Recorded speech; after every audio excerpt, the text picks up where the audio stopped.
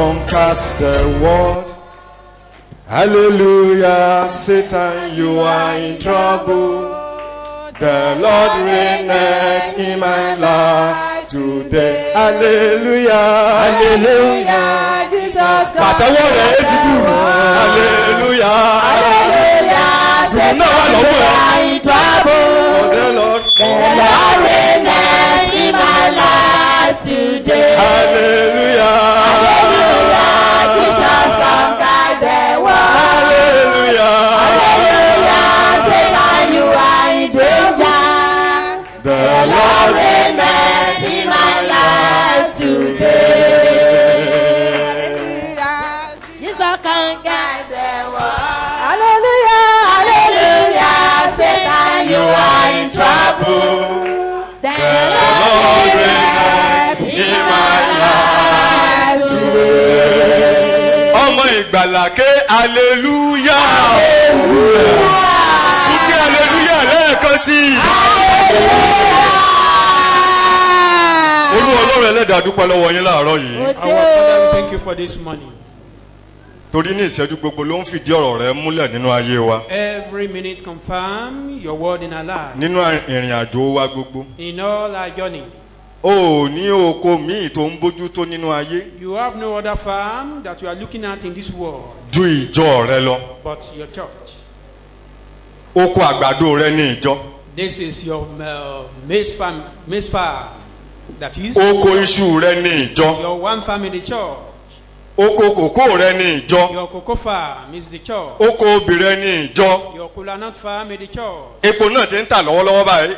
Oko epo rẹ, oko ọ̀pẹ rẹ ní ìjọ. Even your palm oil farming plantation is the church. Ajúbà rẹ nítorí pé a rí dáadáa gẹ́gẹ́ bí ọmọ rẹ. We Pé ní honor ìgbà you. gbogbo ló wà pẹ̀lú wa. We honor you that you are always with us. Mo ti jókòó sọ́wọ́ ọ̀tún Ọlọ́run báyìí o. I'm sitting Bàbá there. àgbà. God, our great. Ẹ̀yin ọmọ mi ẹ jáde lọ, ẹ lọ sórí pápá. You, my children, go out to the field. Mo wà pẹ̀lú yín títí dé òpin ayé. End of the world. Olúwa ò ṣe o, bó ṣe ti jọ ọ̀rẹ́ múlẹ̀. That you do confirm your word in your life. Ní orúkọ Jésù Olú ẹ̀gbọ́n ọpẹ́ wa. In Jesus' name, Orin hallelujah náà là á máa ké. we be singing the praises unto you Títí tá a fi jáde kúrò nínú oko yìí. till we depart from this field. Láàárọ̀ yìí, This morning, tó fìdí hallelujah múlẹ̀ nínú ayé wa. Ògo ni fún orúkọ yín. Hallelujah. Àtolùsọ, both the speaker àtolùgbọ́, and the hearer, Olúwa sọ wá dẹni ìbùkún. O Lord, Wọ́n mọ̀ jẹ́ kóhunkóhun lọ́wọ́ gbà láàárọ̀ yìí o. take our blessings. A ò tó fún ara wa o. We are not able on ourselves. Devil has never take no for answer. Èṣù kì í gba bẹ́ẹ̀ kọ́ fún ìdáhùn. So bẹ́ẹ̀ náà ni Ọlọ́run ẹlẹ́dàá láàárọ̀ yìí. Likewise, God this morning, Wọ́n mọ̀ gbọ́ ohunkóhun láàyè láti lọ́wọ́ gbà láàárọ̀ yìí o. Rán ìrànlọ́wọ́ sí wa. Ní orúkọ Jésù Kristi ní a gba àdúrà. our Lord, we pray. Ẹ jẹ́ ká jókòó. Let's have our seat. Mo kí gbogbo wa káàbọ̀ lórúkọ Jésù. I welcome every one of us this morning in the name of Jesus. Àkòrí wa láàárọ̀ yìí. Our topic this morning: Be not dismayed. má ṣe jáyà, má ṣe jẹ́ kí èrù kí ó bà ọ́. I am with you always. Mo wà pẹ̀lú rẹ ní gbogbo ìgbà. Be not dismayed. Má jẹ́ kẹ́rù ó bà ọ́ àbí kí àyà rẹ ó já. Do not be afraid. Má bẹ̀rù. Don't be scared. Má jẹ́ kí ohunkóhun ó fò ọ́ láyà. For I am with you always. Ní gbogbo ìgbà ni mo wà pẹ̀lú rẹ. Ìwé Àìsáyà orí 140 Isaiah chapter 41, ẹsẹ̀ 10. verse 10. Ìwọ má bẹ̀rù. Ẹ kí hallelujah. Hallelujah. Hallelujah. Ẹ jọ̀ọ́ ṣe rí amplified tó wà lọ́wọ́ yín ẹ̀ mà. Mo need ẹ̀ so ẹ bá mi kálá gbà bí ẹ ṣe máa ń ṣe fáwọn dádì wa yẹn. Ẹ kí hallelujah. Hallelujah. Ẹni tí yẹn kàn ti gbọ́. Ìwọ má bẹ̀rù nítorí mo wà pẹ̀lú rẹ. má fòyà nítorí èmi ni ọlọ́run rẹ. Èmi ó fún ọ ní okun, nítòótọ́ èmi ó ràn ọ́ lọ́wọ́, nítòótọ́ èmi ó fi ọwọ́ ọ̀tún òdodo mi gbé ọ sókè. Fear not, there is nothing to fear, for I am with you. Do not look around you in terror, and be dismayed, for I am your God. I will strengthen and harden you to difficulties. Yes, I will help you. Yes, I will hold you up and retain you with my victorious right hand of rightness and justice. Praise the Lord. Hallelujah. Praise the Lord. Hallelujah. Lóòótọ́ nǹkan wà níbí. Though I'm with a kind of daughter here, ṣùgbọ́n ẹ̀mí mímọ́ ń sọ fún mi báyìí lọ́wọ́lọ́wọ́ the Holy Spirit is telling me now pé ẹsẹ̀ tí mọ́mì wá kà yẹn kì í ṣe mọ́mì wá yẹn nìkan ló wà fún. that that verse is not for the reader alone. Ẹ jọ̀ọ́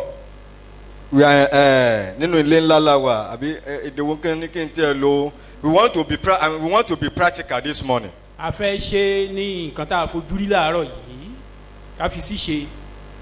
Ẹjọ́ amplifier yẹn ẹsẹ̀ náà lè máa ẹsẹ̀ kan yẹn ẹsẹ̀ kẹwàá yẹn ẹ bá mi kà ní ìlà sí ìlà lẹ́yọ kọ̀ọ̀kan ṣe rí bọ́n bá ṣe wá ń kà yẹn. As the reader is reading, ẹ wí bí mo ti ń wí you say ẹ ṣe after me. bí mo ti ń ṣe You do ìlànà yẹn la like fẹ́ I lò do. láàárọ̀ yẹn. That is practically what we want to do this morning.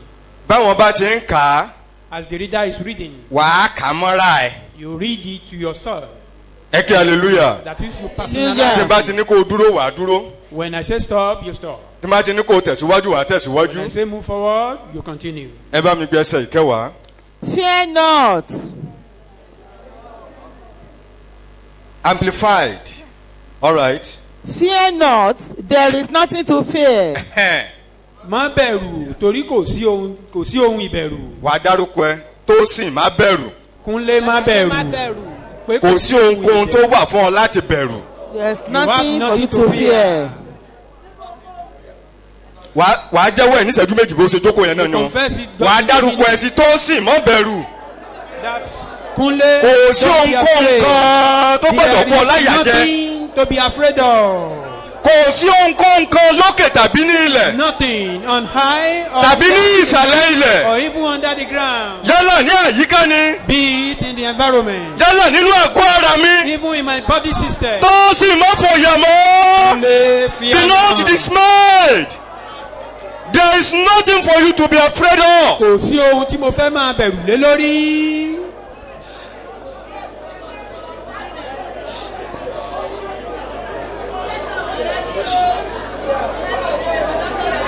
In Jesus' name we have prayed. Amen. Line 2. For I am with you. Torí mo wà pẹ̀lú rẹ. Yorùbá. Ìwọ má bẹ̀rù nítorí mo wà pẹ̀lú rẹ. Do not look around you. Wait. Sorry, ma. For I am with you. Torí pé mo wà pẹ̀lú rẹ. Tósìn, Ọlọ́run wà pẹ̀lú ẹ. God is with me. Tósìn, Ọlọ́run wà pẹ̀lú ẹ. Only God is with you. Tósìn, Ọlọ́run wà pẹ̀lú ẹ. Only God is with you. Ohunkóhun ò nídìí àti bẹ̀rù ohunkóhun You sẹ́. have nothing to fear. Torí Ọlọ́run tó dá ọ̀run àti ayé ń wà pẹ̀lú rẹ. Because the creator Ẹlẹ́dàá ohun gbogbo wà pẹ̀lú is with rẹ. me. The creator of Ẹlẹ́dàá ohun everything is gbogbo wà with me. pẹ̀lú rẹ. The creator of Ẹlẹ́dàá ohun everything. gbogbo wà pẹ̀lú rẹ. The creator of everything is with me. Ọlọ́run tó dá ayé àti ọ̀run wà pẹ̀lú mi ò ní kọ́ọ̀sì láti bẹ̀rù. Amen. Amen. Line 3. Do not look around you in terror and be dismayed. Má wo àyíká rẹ pẹ̀lú ìbẹ̀rù àti ìjáyà. For I am your Ẹ ní God. sùúrù mọ́mí. Èmi ni Ọlọ́run rẹ. Ẹ tún kà lẹ́ẹ̀kan sí. Do not look around you in terror and Do be not dismayed. look around you in terror. Terror. But you must look around you in peace. Ṣùgbọ́n kó o máa wo àyíká In rẹ peace. pẹ̀lú àlàáfíà. Not in terror. Kì í ṣe nínú ẹ̀rù àbí ìwárìrì. Ẹ sọ ní Yorùbá yẹn. Má fòyà.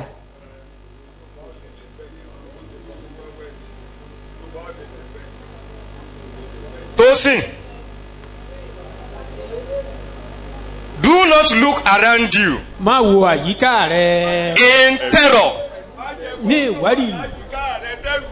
Ohun tó bá yí ọ káàkiri má jẹ́ dẹ́rù bà ọ́. Surround you, terrify you. Má jẹ́ dẹ́rù bà ọ́. Never allow things that surround you terrify you. Rìn lórí rẹ̀ pẹ̀lú ìgboyà. Walk upon them with boldness. Ohun tó yí ọ káàkiri báyìí má jẹ́ dẹ́rù bà ọ́. Anything that may surround you. Ẹni tó dá ọ̀run àti ayé wà pẹ̀lú rẹ̀. Creator of heaven and earth. Ẹlẹ́dàá ohun gbogbo wà pẹ̀lú rẹ̀. Of everything is with you.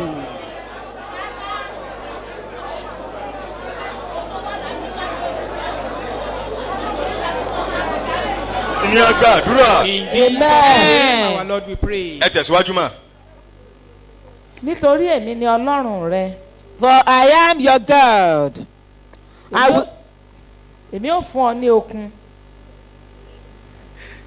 Olólùwà inú mi dùn. Mo lólùwà ọkàn mi balẹ̀. Orí mi sọ̀rọ̀ mo ti lólúwa. N ò fi àgbàdúrà rẹ nu. Mo lólùwà ọkàn mi balẹ̀. Inú mi á dùn torí mo ní olúwa. Mo lólúwa I have God. ọkàn mi balẹ̀. I'm rest assured. Mo lólúwa I have God. àyà kò fò mí I'm o. not terrified. Orí mi sọ̀rọ̀ mo ti sọ bẹ́ẹ̀ ní ìṣẹ́jú méjì.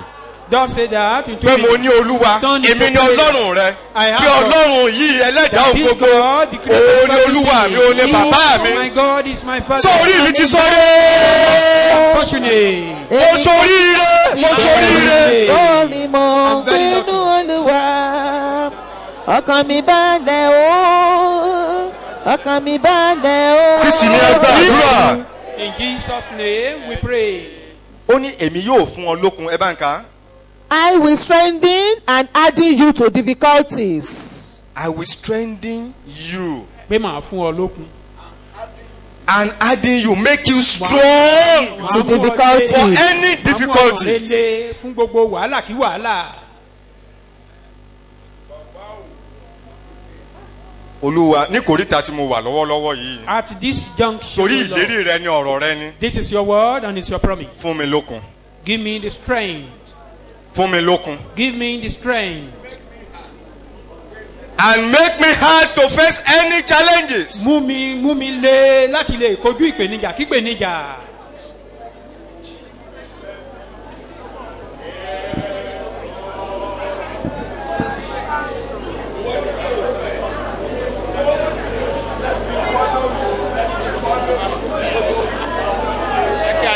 If you can help yourself, don't bother to pray. Tó o bá ti lè ranra rẹ lọ́wọ́ mọ́. If you are enough for yourself, don't bother to pray. Tó o bá ti mọ̀ pé ipá rẹ ka fúnra rẹ. If you know you can conquer what is around you now, don't bother yourself. Ipá rẹ ka ohun tó yí ọ ká lọ́wọ́lọ́wọ́ má yọra rẹ lẹ́nu. But if you know you have no strength of your own, Pé o ní ipá fúnra rẹ. that you don't have power of your own, Ṣùgbọ́n tó bá ti mọ̀ pé o ní agbára. and if you know that someone is around to help Tó you, o dẹ̀ mọ̀ pé ẹnìkan wà nítòsí tó lè. then Lord, strengthen me. Nígbà náà ni kó o sọ pé Olúwa ràn mí Make me hard Mú to mi face lé- any Mú challenges, mi lé láti lè to kojú. face what is around me now, Láti lè kojú ohun to tó yí mi face ká. what is before me Láti now. lè kojú ohun tó wà níwájú mi yìí.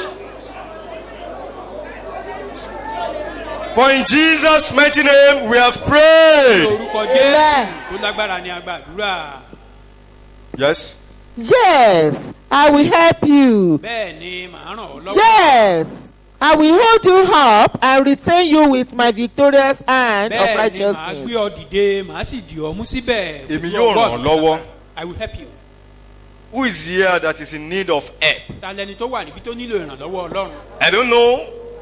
In fact, if I ask you to tell me what you are passing through now, Tí mo bá ní kó o máa sọ ohun tó ń là kọjá lọ́wọ́lọ́wọ́ at the end fún of your story, mi. Lẹ́yìn gbogbo ìtàn tó o bá sọ. the gift I can only give you is, Ẹ̀bùn ohun tí mo lè fún ọ.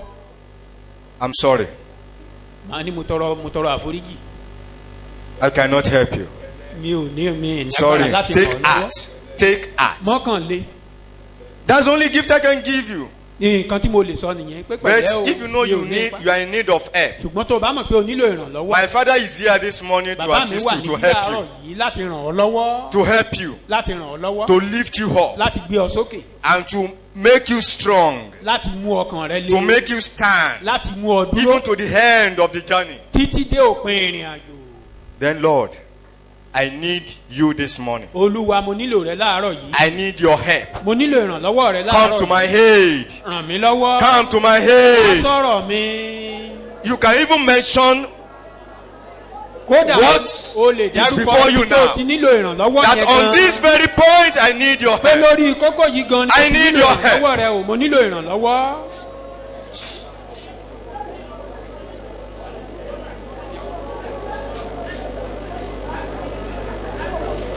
For in Jesus' mighty name we have ní prayed. orúkọ jésù kristi alágbára ni a gbàdúrà. You get the help this morning in Jesus' ní name. ìrànlọ́wọ́ gbà láàárọ̀ yìí lórúkọ jésù. That your downcasted heart ọkàn rẹ tó tẹríba yìí. should be lifted up right now in Jesus' gbé name. sókè ní orúkọ jésù. And your understanding, nínú òye rẹ your understanding òye rẹ to be opened kí òye rẹ kí ó ṣí. to the solution of all problems now in Jesus' name. fún ọ̀nà àbáyọ sí gbogbo ìṣòro tó ń là kọjá yìí lórúkọ It is jésù. so in Jesus' name. ó ti rí bẹ́ẹ̀. Amen. àmín. Be not dismayed. má jẹ́ kí ọkàn rẹ. I am with you always. mo wà pẹ̀lú rẹ ní This gbogbo message- ìgbà. ọ̀rọ̀ yìí I mean, this very verse ẹsẹ̀ yìí gan ìwé tá a kọ ni from God Himself láti ọ̀dọ̀ ọlọ́run to His children. sí àwọn ọmọ rẹ̀. Isaiah 43. ìwé àìsáyà orí kẹtàlélógójì Let's quickly read from verse 1 to 7. láti ẹsẹ̀ ìkíní sí ṣùgbọ́n ẹsẹ̀ ìkejì. nísinsìnyí Yes. báyìí ni olúwa wí ẹni tí ó dá ọ jákọ́bù àti ẹni tí ó mọ̀ ọ́ ísírẹ́lì má bẹ̀rù nítorí mo ti rà ọ́ padà mo ti pè ọ́ lé orúkọ rẹ tí èmi ni ìwọ. But now, in spite of past judgment for your sins, thus says the Lord, He who created you, O Jacob, and He who formed you, O Israel, fear not, for I have redeemed you, ransomed you by paying a price, instead of leaving you captives. I have called you by your name, you are mine. nígbà tí ìwọ bá ń la omi kọjá èmi ò pẹ̀lú rẹ àti láàrin odò wọn kì yóò bò ọ́ mọ́lẹ̀ nígbà tí ìwọ bá ń rìn nínú iná kì yóò jó ọ bẹ́ẹ̀ ni ọ̀wọ́ iná kì yóò ràn ọ́. When you pass through the waters, I will be with you, and through the rivers, they will not overwhelm you. When you walk through the fire, you will not be burnt or scorched, nor will the flame kindle upon you. nítorí èmi ni olúwa ọlọ́run rẹ ẹni mímọ́ ísírẹ́lì olùgbàlà rẹ mo fi egypt ṣe ìràpadà rẹ mo sì fi ethiopia àti sheba fún ọ. For I am the Lord your God, the Holy One of Israel, your Savior. I gave Egypt for your ransom, Ethiopia and Sheba in exchange for your release. níwọ̀n bí ìwọ ti ṣe iyebíye tó lójú mi tí ìwọ ṣe ọlọ́lá èmi sì ti fẹ́ ọ nítorí náà èmi ò fi ènìyàn rọ́pò rẹ àti ènìyàn dípò ẹ̀mí rẹ. Because you are precious in my sight and honored, and because I love you, I will give men in return for you, and peoples in exchange for your life. má bẹ̀rù nítorí èmi wà pẹ̀lú rẹ èmi ò mú irú ọmọ rẹ láti ìlà oòrùn wá èmi ò sì sà ọ́ jọ láti ìwọ̀ oòrùn wá. Fear not, for I am with you. I will bring your offspring from the east, where they are dispersed, and gather you from the west. èmi ò wí fún àríwá pé dá sílẹ̀ àti fún gúúsù pé má ṣe dáwọ́ dúró mú àwọn ọmọ mi ọkùnrin láti òkèèrè wá Verse 7 ni kẹ́ ti dúró. àti àwọn ọmọ mi obìnrin láti òpin ilẹ̀ wá. I will say to the north, give up, and to the south, keep not back. Bring my sons from afar, and my daughters from the ends of the earth. olúkúlùkù ẹni tí a ń pe orúkọ mi mọ́ nítorí mo ti dá a fún ògo mi mo ti mọ̀ ọ́ àní mo ti ṣe é pé. Even everyone who is called by my name, whom I have created for my glory, whom I have formed, whom I have made. Ẹ kí hallelujah. shout hallelujah. We are coming back to that place. à ń padà bọ̀ níbẹ̀ yẹn. Fear is one of the chief weapons of the enemy to torment us. ẹ̀rù jẹ́ ìkan nínú agbára tí ọ̀tá máa ń lò àbí irinṣẹ́ tó máa ń lò láti pọ́n wa lójú. Even the Bible tells us. bíbélì tilẹ̀ jẹ́ kó yé wa. Ó ní ìbẹ̀rù kí ló ní nínú? Fear as punishment along with it. No matter what we are going through in life, ohunkóhun yòówù ká máa là kọjá nínú ayé. we can only depend and always depend on God. ọlọ́run nìkan lẹni tó yẹ ká sinmi lé tá a sì gbọ́dọ̀ sinmi lé. Why? ìdí wo? His promises are always true. gbogbo àwọn ìlérí rẹ̀ lójú òótọ́. Even when we lose hope, nígbà tá a bá tilẹ̀ sọ̀rọ̀ ìtì nù he never lost his power. kò sọ agbára tirẹ̀ nù. He has never been defeated. ẹnìkan ò borí rẹ̀ rí. No challenges has ever defeated this God. kò sí ìpèníjà kan tó borí ọlọ́run yìí rí. There is no challenges kò sí ìpèníjà bẹ́ẹ̀ that has ever been be on emergency to God. tó bá lójijì rí. Praise the Lord. ẹ ké hallelujah. Praise the Lord. ẹ ké hallelujah. So he never lost his power. pé kò sọ agbára rẹ̀ nù rí. Ọlọ́run ò tí ì yàgbẹ́ bára rí lórí wàhálà kankan. that is nothing has ever caught God unaware for him to be forgetting. Ẹ kí hallelujah. ẹ ké hallelujah. Nígbà táwọn ẹrú ikú náà máa ń pè wọ́n wọ́n wá sí bóyá GT ńgbà kan. the night marauders they came to GT sometimes. Àwọn dáàdi wa máa ń sọ́n bí dáadáa wọ́n ti sọ dáadáa. Bàbá àgbàlagbà kan bàbá àlùkò wọ́n ti wà láyérayé báyìí. one of our aged father here now late. Ìró ìbọn táwọn yẹn yìí ní lọ́jọ́ kìíní àná ń bẹ́. the man had the gunshot. Ó dá nǹkan mi sára bàbá. he recreated the man. Àwa gan tá a wà níbí. even those of us that were here now. Àwọn nǹkan kan ti ṣẹlẹ̀ sí wa rí tó jẹ́ pé. some things. O mọ̀ gbà tí ìtọ̀ ń jáde lára ẹ̀. you may not know when you were Kì í ṣe àìsàn o. not sickness. Ṣùgbọ́n ìṣẹ̀lẹ̀ yẹn ṣe kí ni? Ó ṣẹ̀. it is so sudden. Ìyẹn ò ṣẹlẹ̀ sí Ọlọ́run rí. that one has never never happened to God before. He had never lost his power. kò fìgbà kankan sọ agbára rẹ̀ nù rí. When times are tough, nígbà tí ohun gbogbo bá le. this God we are talking about, ọlọ́run tá à ń sọ̀rọ̀ nípa rẹ̀ yìí. once you belong to him, tó o bá ti jẹ́ tirẹ̀. when the situations are tough, nígbà tí ohun gbogbo bá le. from that toughness, nínú líle yẹn gan. you will become tougher than the ìwọ problem. gan wàá wá le ju wàhálà yẹn gan lọ. From the verse we read the other nínú time, ẹsẹ̀ tá a kà lẹ́ẹ̀kan. Isaiah chapter 41, ìwé àsáyà orí From kọkànlélógójì Amplified, láti ẹsẹ̀ ìkẹwàá yẹn. verse 10. There is nothing to fear. For I am with you. I am with you. Mo wà Do pẹ̀lú not rẹ. look around you in terror. Do not look around around You in terror and be dismayed. and be dismayed. For I am your God. I am your God. I will strengthen and adding you to difficulties. Can you see now? I will strengthen you màá fún ọ and lókun. adding you. màá sì mú ọkàn rẹ lé. Ẹ kí hallelujah. Hallelujah. Ẹ má bínú ọmọ yàbàrà díẹ̀. a digression. Nínú iṣẹ́ kan tá à ń pè ní cultural and creative arts. Tọ́pìkì kan wà ń bẹ̀. There is a particular topic there. Modeling. Modeling. Nínú àwọn nǹkan tó wà nínú modeling yẹn, ẹ̀yà kan wà tá à ń pè ní ceramics. Making of ceramics. Sẹ́rí ohun tá à ń pè ní ceramics yẹn ni àwọn ohun èlò tá a mọ̀ tó yẹ pé a mọ̀ la fi ṣe kí ni? La fi mọ́. Materials molded with clay.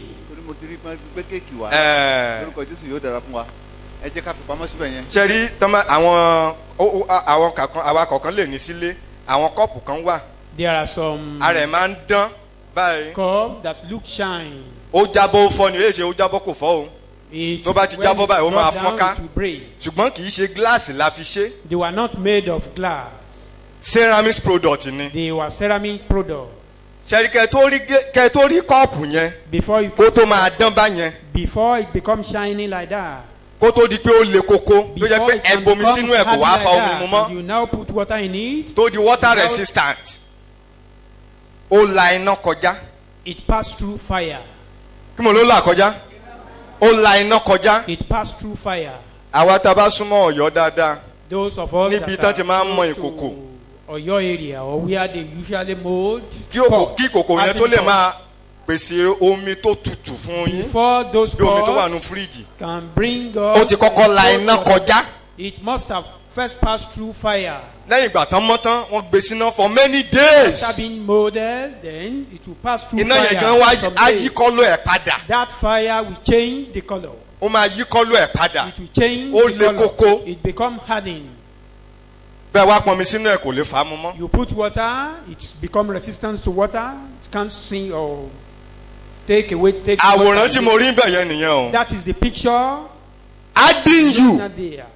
against Sọ wá di líle. any form of attacks. Lòdì sí gbogbo Ẹwẹ́ ẹ̀rí ìpèníjà tí kípèníjà. mọ́mì wá jẹ́ lẹ́ẹ̀kan yẹn.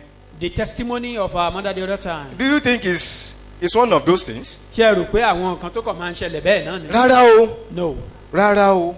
It's Rárá. it's not. Èèyàn wá ń di steering ọ̀hún gbági mọ́ ń ṣe gbogbo ẹ̀. Somebody holding Kò dẹ̀ fi steering yẹn sílẹ̀. being hit with wood. Ọwọ́ ẹ̀ tí bí ọwọ́ ṣe máa ń lẹ̀ mọ́ ìdá bọ́wọ́ ṣe ń lẹ̀ mọ́ ìdá ní ọjọ́ kìíní àná. As the hand you cleave to Bẹ́ẹ̀ ni ọwọ́ yẹn ṣe lẹ̀ mọ́. and the hand was cleaving to the steering. Màmá tó wa mọ́tò yẹn náà. The driver. Ẹ̀rí àkọ́kọ́ nìyẹn o. That's the first testimony. Ẹ kí hallelujah. Wípé táyà gan yọ owó àṣẹ́ǹsì pé ó ti yọ báyìí. Your system yẹn á kọ́kọ́ dàrú ná. Even that you have a loose tire. Ó dá ń sọ Immediately you níbẹ̀ notice yẹn that, you'll be confused. So Ọlọ́run á wá mú ọ lé kókó God will harden you lòdì sí ohun tó dé bá ọ ní àkókò yìí. against that present À ń kí challenge. ni ó máa ti ẹ̀yìn líle kókó yẹn And what will jáde? happen after being hardened? Hallelujah. Hallelujah. Kí ni ó ló máa tẹ̀yìn ẹ̀ jáde? Hallelujah. will Àbí kí la follow. kẹ́ ń bí láàárọ̀ ìbá rẹ̀? Ẹ kí hallelujah. Hallelujah. Bẹ́ẹ̀ ìṣẹ́gun yẹn ò ṣàìdédé jáde bẹ́ẹ̀ o. That victory doesn't just come like that. It comes through the faith. Ó wá nípasẹ̀ ìgbàgbọ́. Through the faith Ìgbàgbọ́ in the redemptive work of Christ. nínú iṣẹ́ ìràpadà Jésù Kristi. Àwọn akọrin kan lẹ́ẹ̀kan yẹn. The chorister. There is a verse in that song. Ẹsẹ̀ kan wà nínú Antidote. orin tó ń kọ yìí. Antidote. Ẹ bá ń wẹ́sẹ̀ yẹn jáde bóyá verse 2 of that song. Antidote. Bí Ní èdè Gẹ̀ẹ́sì lẹ ti máa kà jáde. Yorùbá kò léde fún. Antidote àbí àjẹsára. to sadness. Àjẹsára sí ìbànújẹ́. Check verse 2. Ẹ bá mi kà jáde. Ẹ kà jáde kó gbogbo wa ó gbọ́. Stanza 2. Yes, stanza 2. All by nature are doomed to die. All by nature Gbogbo ènìyàn gẹ́gẹ́ bí ẹ̀dá wa are doomed to die. látọ̀ sí ikú. So saith the holy word. Yes. Welcome therefore the joyful cry. The joyful Cry. welcome it this morning. Yes. There is life in the risen Lord. There is life in the Risen risen Lord. Lord.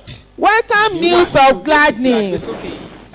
Welcome news of gladness. Welcome this news of gladness. Antidote of sadness. This news of gladness. Ìròyìn ayọ̀ yìí. The life in the risen Lord Ìyè tó wà nínú Jésù tó jíǹde yìí. is the antidote Òun ni àjẹsára. Of sadness.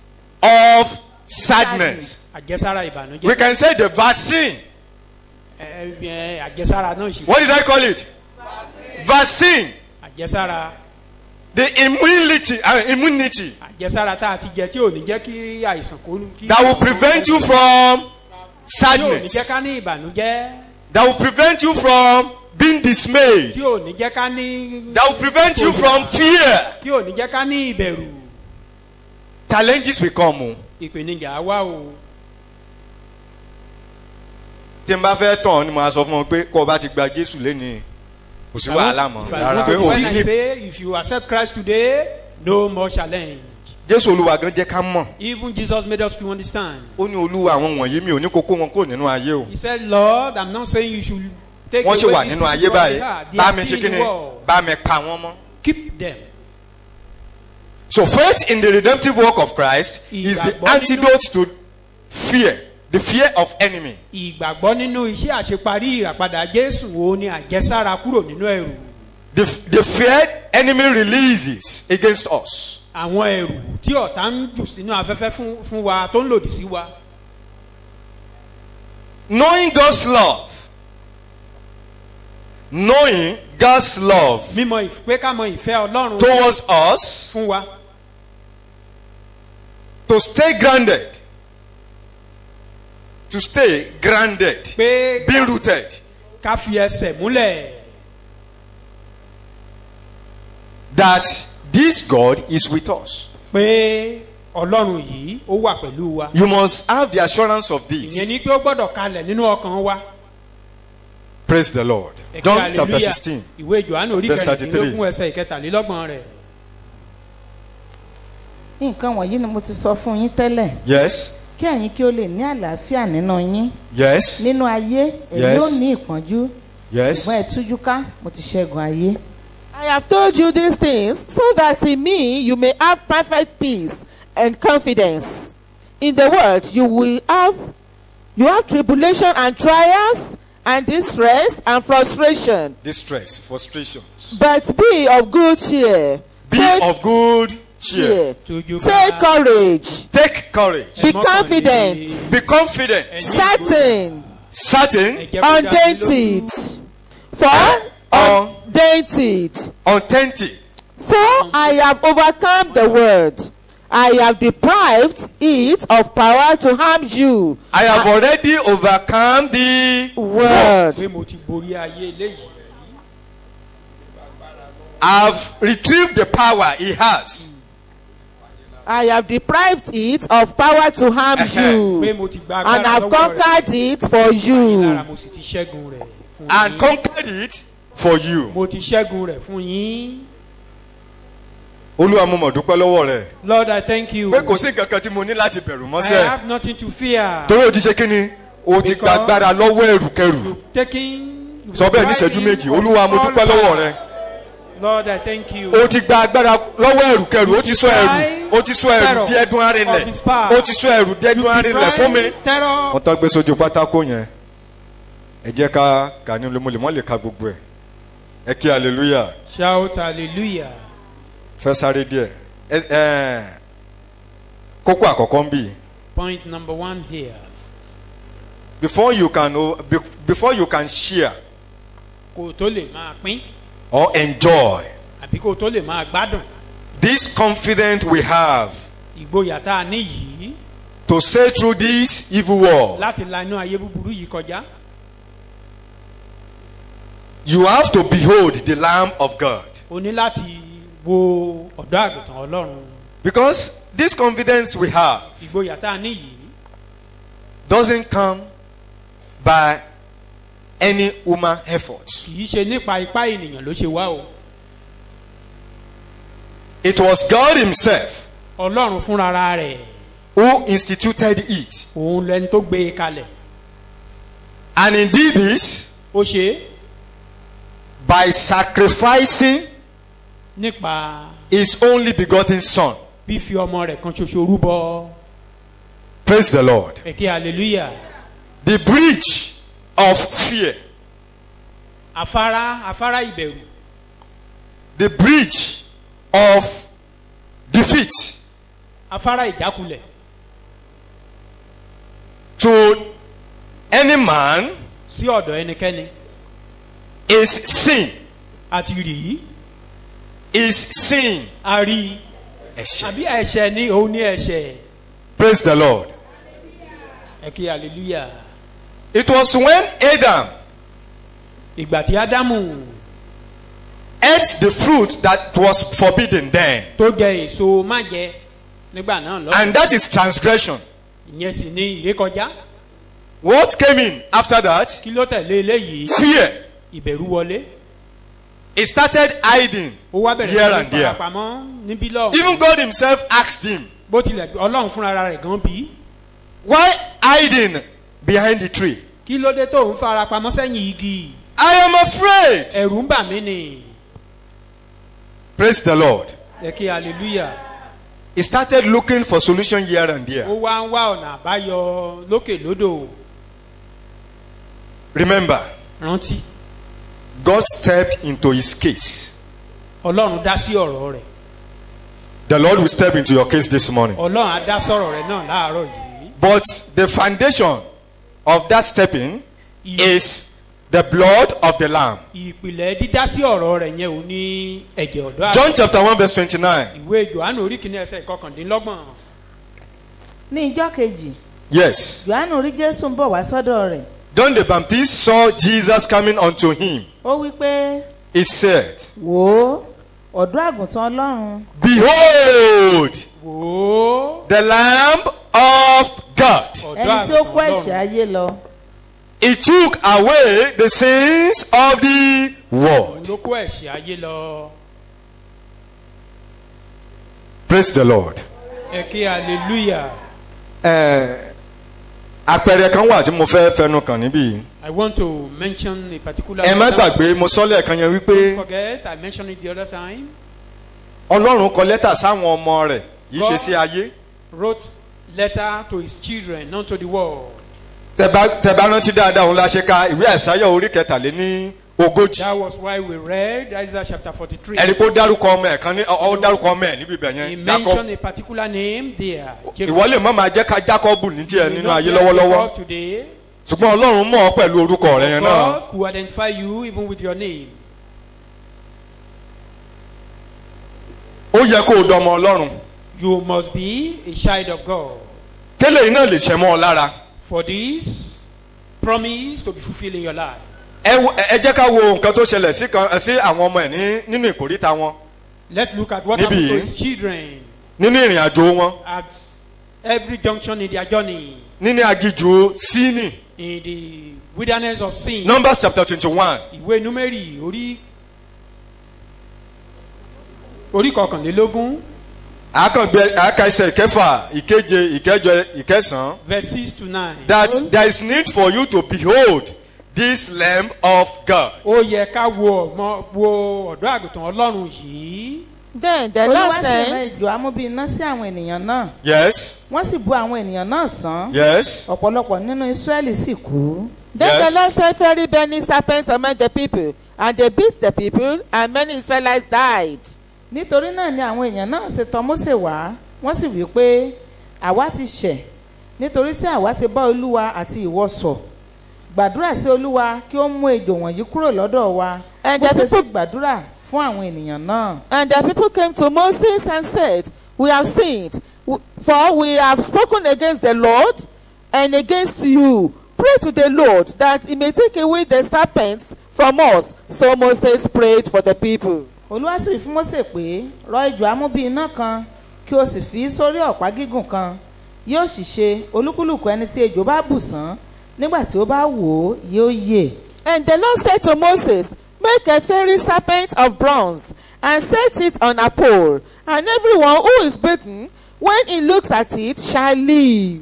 Mósè sì rọ ejò idẹ kan ó sì fi sórí ọ̀pá gígùn náà ó sì ṣe pé bí ejò kan bá bu ènìyàn kan sán nígbà tí ó bá wo ejò idẹ náà òun á yè. So Moses made a bronze snake and put it on a pole. Then when anyone was bitten by a snake and looked at the bronze snake, he lived. Ẹ kí hallelujah. Shout Hallelujah. hallelujah. Bí ejò kan bá bu ènìyàn kan sán. If a snake bitten a man, Tó bá wá gbójú sókè tó bá wo ejò ilé tí a gbé kọ́. and behold the golden Igi. serpent on the cross, Kì yóò ṣe kí ni? he will live. Kì yóò kú, yóò yè. He will not die but live. yóò yè. He will live. Gbogbo àwọn bẹ́ẹ̀ tó dẹ̀ gbójú sókè ní ọjọ́ yẹn. All such people that behold it then. Ejò sá kúrò lọ́dọ̀ wọn bẹ̀ yẹn o, kò kúrò láàrin wọn bẹ̀ o. Though the snake remain within them there. Ṣùgbọ́n torí pé wọ́n gbé ojú sókè láti wo eléyìí tí a gbé kọ́ igi. They behold the one on the tree. Gbígbójú sókè yẹn ó pa oró eléyìí tó bù wọ́n sán nínú ayé ní. Beholding that one, it serves as antidote for the one that beaten them. Jésù olùgbàlà sọ fún wa ó ní oko ní ayé. Jesus told us that this world is filled. Inú oko náà ni ejò ń gbé. And snake dwell in the field. Inú agijù níbi tí wọ́n wà níbí. They are in the wilderness here. Mi ò mọrú ejò eléyìí tó ń bù ọ̀sán lọ́wọ́lọ́wọ́. I don't know the type of snake that is beating you now. Torí oríṣiríṣi ejò ló wà. There are different kind of snake. Wọ́n dárúkọ eléyìí tó bù wọ́n sán bí o ejò amúbí iná. They mentioned the fiery one is the one. Bẹ́ẹ̀ bá tún wá wo ejò eléyìí tá a pè ní amúbí iná yìí. This fiery one. Ẹ̀yà kan nínú ọ̀gọ̀rọ̀ ẹ̀yà ejò tó wà ní. It will be just a type of many types. Òun náà tún ní àwọn ẹ̀yà. That particular fiery one even have its own type. So mi ò mú eléyìí tó ń bá ọ fínra lọ́wọ́lọ́wọ́ báyìí. I don't know the one that is entangling you now. Ohun tó o ní láti ṣe náà ni wípé. All you need to do. Behold the Lamb of God. Wo ọ̀dọ́ àgùntàn Ọlọ́run. Ṣàgbé kọ́gì. That is on the cross. For there is life in the risen Lord. Torí pé ìyè wà nínú Jésù tó jíǹde. Romans 3:24. Ìwé Róòmù orí kẹta ẹsẹ̀ kẹrìnlélógún rẹ̀. Yes. All are justified and made upright and in right standing with God, freely and graciously by His grace, through the redemption which is provided in Christ Jesus. Àwọn ẹni tí a ń dá láre lọ́fẹ̀ẹ́ nípa oore ọ̀fẹ́ rẹ̀ nípa ìdáǹdè tí ó wà nínú Kristi Jésù. Jesus is this Lamb of God. Jésù ni ọ̀dọ́ àgùntàn Ọlọ́run tí à ń sọ̀rọ̀ rẹ̀ yìí. You can remember this verse, John 3:16, that says that for God so loved the world that he gave his only begotten son as the sacrificial lamb. Bí Ọlọ́run fi aráyé tó bẹ́ẹ̀ gẹ́ tó fi ọmọ bíbí rẹ̀ kan ṣoṣo. Gẹ́gẹ́ bí. And as an atonement for the sins of the world. Gẹ́gẹ́ bí ètùtù fún ẹ̀ṣẹ̀ gbogbo aráyé. So if you are here this morning. Bóyá o ṣì wà níbí láàárọ̀ yìí. You are here, you have not cleaved to this Lamb of God. O tí ìrọ̀ mọ́ ọ̀dọ́ àgùntàn Ọlọ́run yìí. And the redemptive work, the sacrifice God has used him to make. Àti ìrúbọ rẹ̀ ìràpadà àti Ọlọ́run fi ṣe fún ènìyàn. This God is the God of second chance. Ọlọ́run yìí òun ni Ọlọ́run. God of another chance. Ọlọ́run tó ní látún ti rọ̀ mọ́ lẹ́ẹ̀kan sí. I'm admonishing you. Mò ń rọ̀ ọ́. That you should cleave. Pé kó rọ̀ mọ́ o. To this sacrifice this morning. Kó rọ̀ mọ́ ẹbọ kan yìí láàárọ̀ yìí. Ó ní gbójú sókè wo Jésù lágbélébú. Orísun ìwẹ̀nùmọ́ ní fọ́kàn rẹ̀. Ẹ̀jẹ̀ ń bẹ lórí pẹpẹ.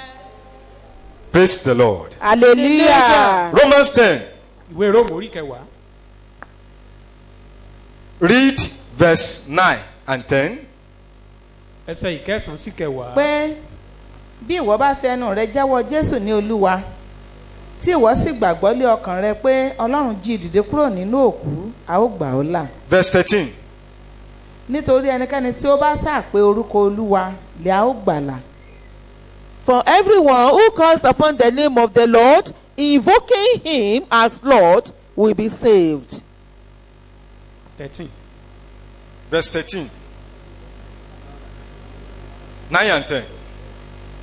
Because if you acknowledge and confess with your lips, Acknowledge what we are saying this morning. Yes? and confess with your lips Yes? that Jesus is Lord, You have to confess with your lips that Jesus, you are the Lord. A ní láti jẹ́wọ́ rẹ̀ pẹ̀lú ahọ́n wa pé Jésù lolúwa.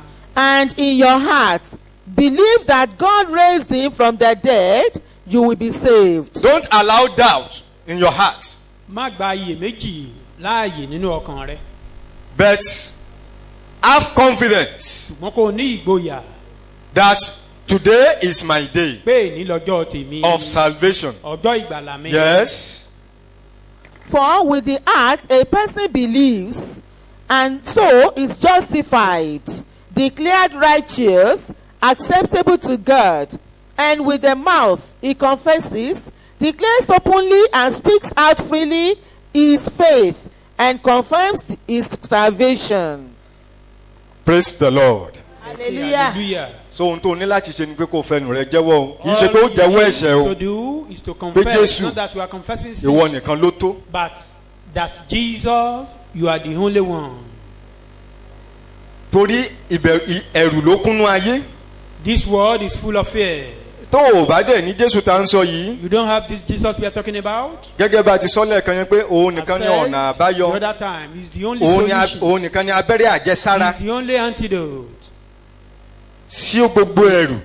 to all fear.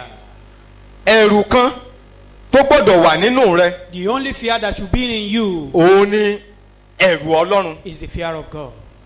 Kí làdé ń pè ní ẹ̀rù Ọlọ́run? And what is the fear of God? Ìjọsìn ni. Worship. Kí ni mo pè é? Ṣe pé kó bàtà báyìí kó forí lé gbóhùn pé Ọlọ́run bọ̀ rárá. That you pick your sandal. and Ìdí run nìyẹn tí away. Jésù olùgbàlà fi bọ́ ògo rẹ̀ sílẹ̀. That was why Jesus put Tó fi mú on àwẹ̀ glory ránṣẹ́ wọ̀. and put on the Kò mọ́ bàá Sabbath sáwọ́ gbó. for us not to run away. So ìjọsìn ni. It's worship. Òun ni ẹ̀rù Ọlọ́run. That is the fear of God. Tá a bá dẹ̀ ní pé ẹnìkan ń jọ́sìn. And when we say someone is worshiping Ìyẹn ni pé ó ń God, ṣe àṣàrò nínú ọ̀rọ̀ tí Ọlọ́run sọ ní ojoojúmọ́. it means he's ruminating on the word of God daily. Kò kó ọ̀rọ̀ Ọlọ́run sẹ́gbẹ̀ẹ́. He never set apart the word of God. Ohun tá à ń pè lẹ́rù Ọlọ́run nìyẹn o. That is the fear of God. Iṣẹ́ ìsìn rẹ Your service kọ́ ni ẹ̀rù Ọlọ́run. is not the fear of God. Iṣẹ́ ìsìn tí mò ń sọ ń bẹ̀ yẹn The service I'm talking about here. kì í ṣe pé bóyá o jáde evangelism o. Not that you go for evangelism, Kì í ṣe pé torí pé o wá kọrin nínú ṣọ́ọ̀ṣì o. not because you come to the church. Ṣùgbọ́n ṣe nǹkan kan táwọn ènìyàn pè ní iṣẹ́ ìsìn nígboro. That is what the people call service in the church. Àwa ni bedrock finance ṣọ́ọ̀ṣì yẹn. That okay, what they refer to as the service in the church is that we are the one bankrolling the church. Débi wípé èmi ni bàbá ìjọ ṣọ́ọ̀ṣì yẹn. I am the maybe chairman of the church. Èmi ni balógun ṣọ́ọ̀ṣì yẹn. I'm the captain. Ẹ kí hallelujah. Ẹ kí hallelujah. Shout hallelujah. Àwọn iṣẹ́ ìsìn nìyẹn. Those are the service. They are so-called service. Àwọn èèyàn yìí ṣe ìbẹ̀rù Ọlọ́run. Those are not fear of God. Ṣùgbọ́n ní kíkíyèsí ọ̀rọ̀ rẹ̀. But in beholding His word, Nípa gbígba àwọn wòlíì rẹ̀ gbọ́. believing in His prophet,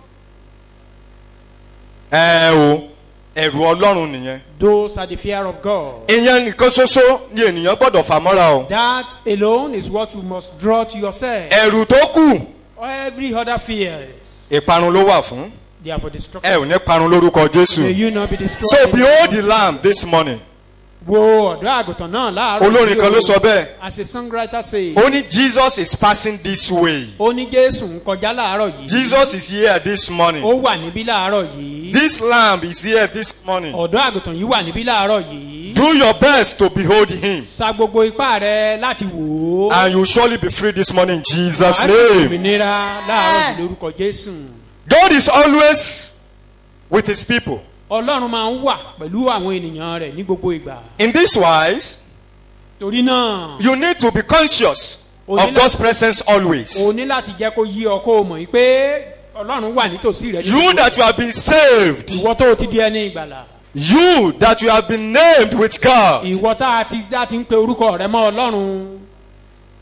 Be conscious of his presence always. Jẹ́ kó máa wà nínú èrò rẹ pé ó wà láàyè ní gbogbo ìgbà. Deuteronomy chapter 31 verse 6. Ìwé Deuteronomy orí kọkànlélọ́gbọ̀n ẹsẹ̀ ìkẹfà. Yes.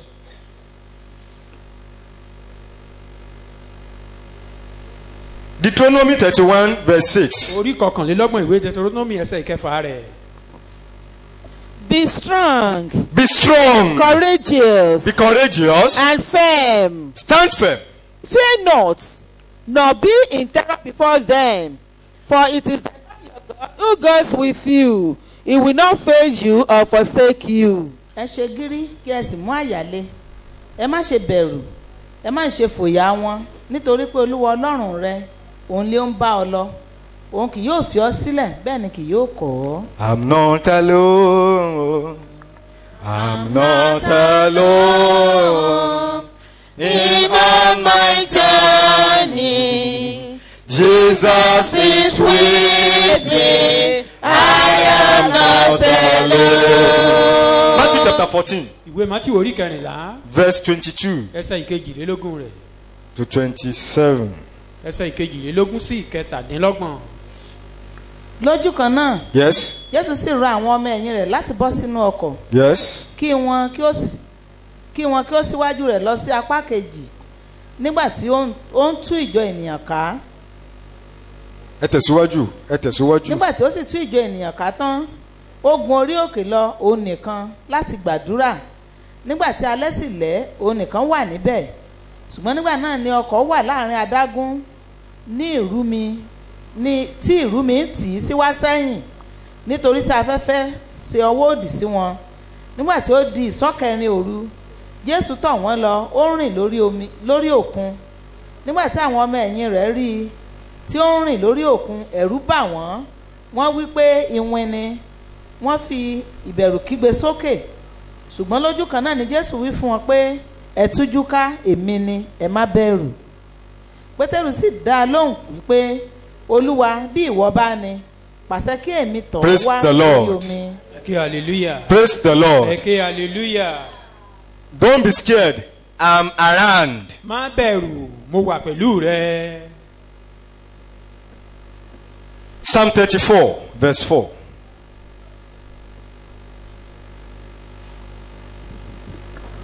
èmi ṣe àfẹ́rí olúwa ó sì gbóhùn mi ó sì gbà mí kúrò nínú gbogbo ìbẹ̀rù mi.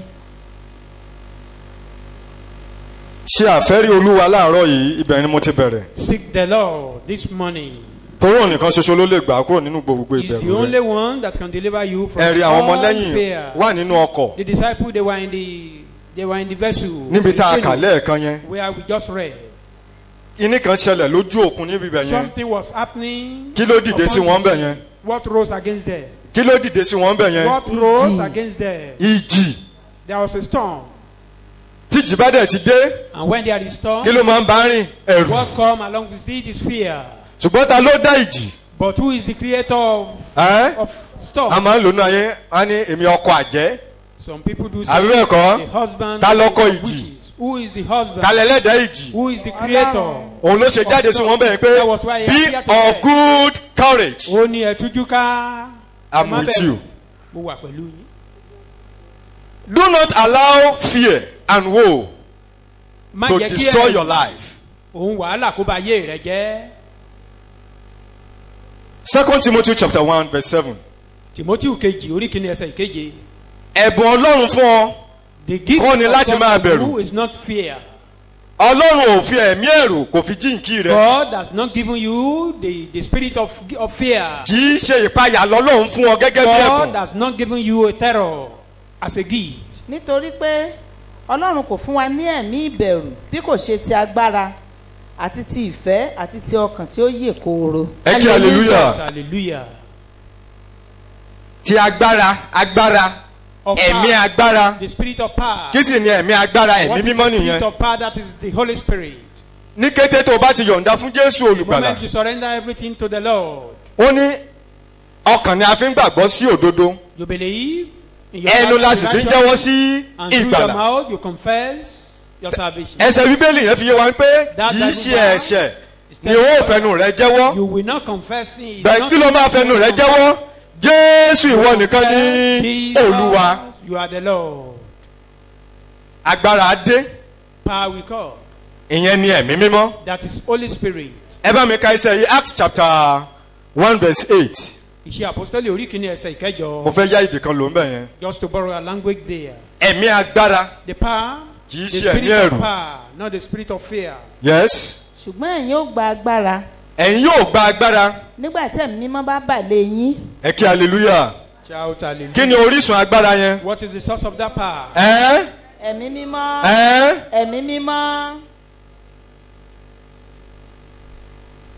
When your environment goes contrary nígbà tí gbogbo àyíká bá ṣe lòdì. Be confident. Nígboyà. This God will take care of you. Ọlọ́run tá à ń sọ̀rọ̀ nípa rẹ̀ yìí. He will take care of your problems. Á tọ́jú gbogbo wàhálà tó ní. If you look at Isaiah chapter 41 verse 11. Ìwé Àìsáyà orí 21 ẹsẹ̀ 11 rẹ̀. God told his children there. Ọlọ́run sọ fún àwọn ọmọ rẹ̀ níbẹ̀ yẹn. Remember this. Ẹ rántí eléyìí o. Let this register to your mind. Ẹ jẹ́ kó kalẹ̀. Be conscious of this. Jẹ́ kí lè yé ọ. Yes. kíyèsí Kíyèsí. gbogbo àwọn tí ó bínú sí ọ ní ojú òtì wọn ó sì dààmú wọn ó dàbí asán àwọn tó sì ń bá ọjà yóò ṣègbé. Jọ́sọ̀ wá nídìí àti sásókè sódò mọ́. Do you need running etasketa again? Ẹ kí hallelujah. Shout hallelujah. Ẹ kí hallelujah. Shout hallelujah. Mọ̀mọ́ kan láàrin wa ń bí jẹ́rìí kan létí mi ńgbà kan. A woman in our midst here gave a testimony. She had breast cancer. Wọ́n ní jẹjẹrẹ ọmú. Mọ̀mọ́ òun náà máa gbọ́ báyìí. The woman will be listening now. She had been tested and be given dates for surgery. Wọ́n ti ṣe àyẹ̀wò wọ́n sì ti fún lọ́jọ́ tán wá ṣe iṣẹ́ abẹ. Nígbà tó sì máa padà lọ. By the time she returned there. Dóòkó tó di ọjọ́ náà. Even before then. Tó bá jẹ́wọ́ ni wọ́n sọ fún ọ pé ẹ̀yà ara rẹ kan ti ń ṣe kíni. If you are the one jẹjẹrẹ wọ bẹ̀. that was told that you have cancer in as a man gẹ́gẹ́ bí ènìyàn ṣé ìlú ló máa gbé tí wàá bẹ̀rẹ̀ sí ni máa jó. Will you be singing or dancing? Ẹ kí hallelujah. Shout hallelujah. Lọ́sẹ̀ tó kọjá yìí wọ́n sọ tẹnìkan náà létí mi báyìí. This just concluded week I was informed about somebody. Police officer ni. A police officer. Ìjọ onírèrè bíi tiwa náà náà ń lọ. He's a gospeler likewise. Ṣùgbọ́n lọ́jọ́ tí dókítà ti sọ pé ó ní jẹjẹrẹ ọyàn.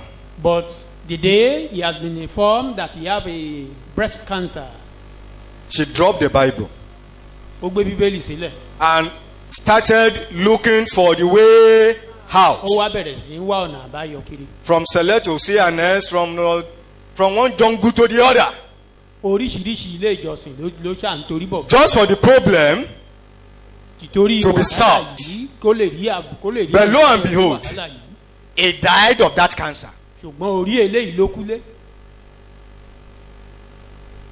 And the church of God, ìjọ Ọlọ́run, they were contemplating whether to give her burial.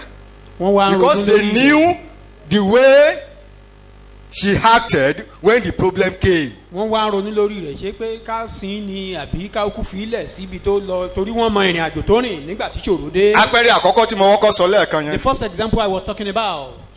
Mọ̀mọ́ jókòó ti Bíbélì. The woman sat with the Bible. Bí wòlíì Ọlọ́run ṣe ń sọ láì bíbí ní gbogbo ìgbà. As the prophet of God is saying it here always. She joined the prophet of God here. Ó darapọ̀ mọ́ ìránṣẹ́ Ọlọ́run ní ẹ̀mí.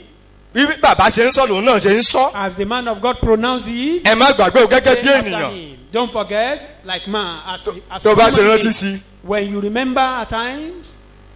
But because she embraced. Ṣùgbọ́n torí pé ó gbà mọ́ra. The word of God and his prophet. Ọ̀rọ̀ Ọlọ́run ó sì gba wòlíì rẹ̀ gbọ́. This man of God did not give her anointed oil. Ìránṣẹ́ Ọlọ́run ò fún lóróró. He did not give her handkerchief, anointed handkerchief. Bẹ́ẹ̀ ni wọn fún ní ìnùjú. Kò tilẹ̀ sí ohun àfojúrí kan. There was nothing physical given to her. Tí ìránṣẹ́ Ọlọ́run ní kó gbé síwájú ní Bíbélì. The only physical thing is to read the Bible. And the woman shared the testimony with me that by the time she went back for the surgery, the date that was given to her, the doctor started asking her questions that are contrary to what she has said before. Wọ́n wá bẹ̀rẹ̀ sí ní béèrè àwọn ìbéèrè tó lòdì sí tó ti sọ tẹ́lẹ̀. Madam, any problem more? Woman, you have no problem. What did you use? Breast cancer. Kí lẹ lò? Jẹjẹrẹ ọmú là ń sọ̀rọ̀ ń parẹ́. What did you use?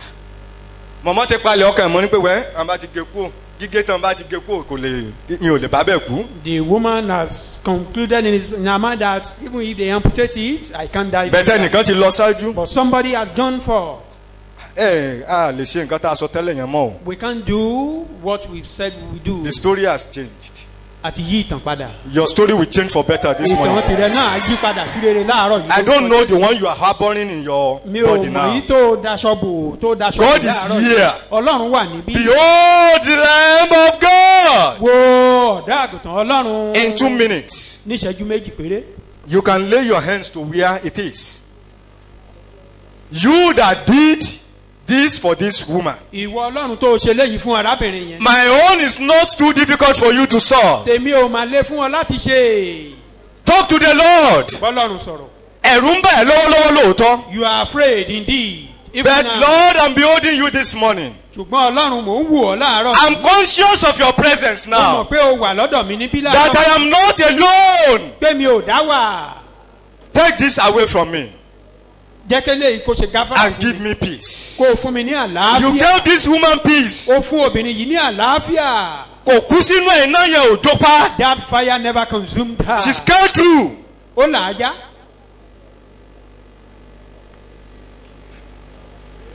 In the name we have prayed. Ní orúkọ Jésù alágbára ni agbára àdúrà. As you've requested this morning, Gẹ́gẹ́ bó o ṣe béèrè láàárọ̀ yìí. let it be unto you in Jesus' name. Fún wa ní orúkọ Jésù.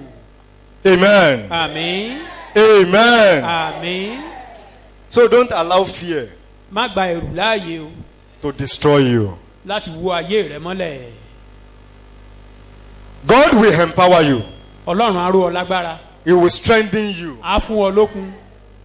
He will make you hard. Á sọ ọ́ di ẹni líle. He will make you grow thick skin Á jẹ́ kó o ní agbára kó o di ẹni líle. against any form of fear. Lòdì sí gbogbo agbára ẹ̀rù. When you feel weak, Nígbà tó bá dàbí ẹni pé ó ti yẹ̀rẹ̀ ọ́. when you are weak, Tó dàbí ẹni pé ò ní ipá. He will strengthen you. Á fún ọ lókun. He will strengthen Á you. fún ọ lókun. Verse 29, Isaiah 40. Ìwé Ẹ̀sáyà orí ogójì ẹsẹ̀ kọkàndínlọ́gbọ̀n rẹ̀. Can you see now? It is His nature. Ẹ̀dá rẹ̀ ni. It is His nature Ẹ̀dá Ọlọ́run ni. to make the weak strong. Láti fún aláìlera lókun. You will become strong this morning in Jesus' Náà name. bí ẹni tó ní okun láàárọ̀ yìí. Yes. lórúkọ Jésù. ó sì ń fi agbára kún àwọn tí kò ní ipá. The help of the helpless. Olùrànlọ́wọ́ àwọn aláìnírànlọ́wọ́. I said it is God's nature to help you, Mo ní ẹ̀dá Ọlọ́run ni láti ràn ọ́ lọ́wọ́. to make you hard, Láti sọ ọ́ di to ẹni make you líle. strong Láti sọ ọ́ di ẹni tó ní ipá.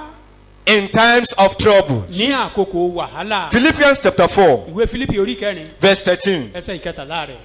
Philippians 4, verse 13. Fílípì orí kẹrin ẹsẹ̀ ìkẹtàlá. Yes. èmi lè ṣe ohun gbogbo nínú Kristi. Say it. I can do all things. Mo lè ṣe ohun gbogbo nínú Kristi. You are not, I mean, Ẹni you tí ó don't fi believe. agbára Bí fún ẹni mi. pé àgbàgbọ́ la ṣe ń sọ lẹ́nu. I can do all Mo things lè I ṣe can ohun do gbogbo. all things.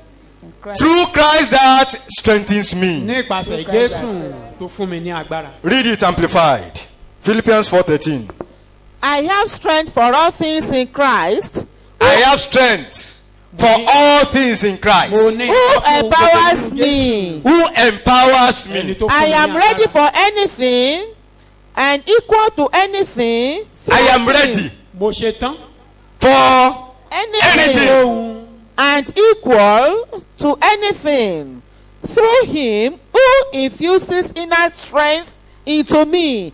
I am self-sufficient in Christ's sufficiency. I have self-confidence mo tó in Christ's nínú sufficiency. tító Jésù Kristi. Eke hallelujah. Shout hallelujah. God will uphold you, Ọlọ́run á dì ọ́ mú. carry you, Á gbé ọ. and provide for you. Á sì pèsè fún ọ. Ẹjọ́ typographical error kan wà níbẹ̀ yẹn. Provide for you, not Ìpèsè. uphold you. Á pèsè God will fún ọ. uphold you, Ọlọ́run á dì ọ́ mú. carry you, Á rù ọ́. and provide for you. Á sì pèsè fún àìní rẹ. No matter how terrible your condition is, Bí ìyówù kí ipò tó wà ṣe burú tó. God is around. ọlọ́run wà lágbègbè ó wà láyìíká rẹ. God is around. ọlọ́run wà níbẹ̀ fún ọ. God is around ọlọ́run wà níbẹ̀. to help you. láti ràn ọ́ lọ́wọ́. To help you. láti ràn ọ́ lọ́wọ́. Psalm 46 verse 1. oní dáfídì orí kẹrìndínláàádọ́ta ẹsẹ̀ ìkíní. 46 verse 1. ẹsẹ̀ ìkíní orí Àkókò mi ti ń sáré. kẹrìndínláàádọ́ta. Yes. ọlọ́run ni ààbò wa Yes. àti agbára lọ́wọ́lọ́wọ́ ìrànlọ́wọ́ ní ìgbà ìpọ́njú. Lọ́wọ́lọ́wọ́ ìrànlọ́wọ́ ní ìgbà ìpọ́njú. Ẹsẹ̀ kẹta. God is our refuge and strength, mighty and impenetrable to temptation. Mighty and impenetrable. tí o ṣe To temptation. lè wọ́ bẹ́ẹ̀. Ṣé ẹ rántí ọkùnrin kan ní Filistini you remember a man the Philistine lọ́jọ́ kìíní àná in those days tó jẹ́ pé òun ló ga jù he was the most ní gbogbo orílẹ̀-èdè rẹ̀. tallest of them all. Aṣọ rẹ̀ kì í ṣe òwú la fi hún. His own garment Aṣọ is not ogun rẹ̀. making of Irin ni. wool. It's iron. Irin. Iron. Gòláyàtì nìyẹn o. That is Goliath. Ẹ jọ̀ọ́ ṣé Ọlọ́run ò wọlé sí lára? Then God penetrated. Ṣọ́lọ́run wọlé sí lára? God penetrated. Ṣé àwọn ọmọ Ọlọ́run wọlé sí lára? The people of God penetrated into him. Ẹ dáhùn. You are not following. Irin ló gbé sọ́rùn o. Irin ló wọ̀. He was putting Dé on gbogbo agbárí armor of báyìí. iron. Dé ẹsẹ̀. Even from the head till his feet. Ẹ wá wò ó.